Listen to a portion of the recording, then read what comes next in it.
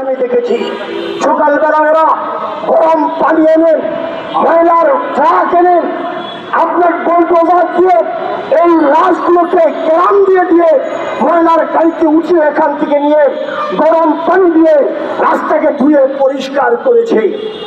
সেই দিন আওয়ামী লীগের তৎকালীন মহাসচিব সৈয়দ আশরাফ বলেছিলেন, রাতের মধ্যে হেফাজত ছাত্রা চত্বর না ছাড়লে এদেরকে বাংলাদেশ থেকে বিতাড়িত করা হবে।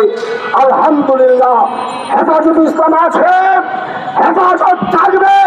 যারা হেফাজতকে বিতাড়িত করার চেষ্টা করেছে তারাই পালাইতে পালাইতে দিল্লি ট্রান্সফার হয়ে গেছে।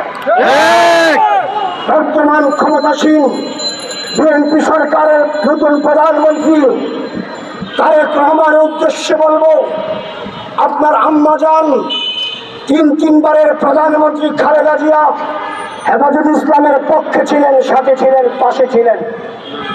আপনার প্রতি অনুরোধ থাকবে, আপনি আওয়ামী লীগের পাশে নয়, ভারতের কথা শুনে আওয়ামী লীগকে আবার পুনর্বাসনের প্রতিজ্ঞা নয়, হেফাজত ইসলামের পাশে থাকুন, শাপলা চত্বরের শহীদদের হত্যাকাণ্ডের বিচার করুন।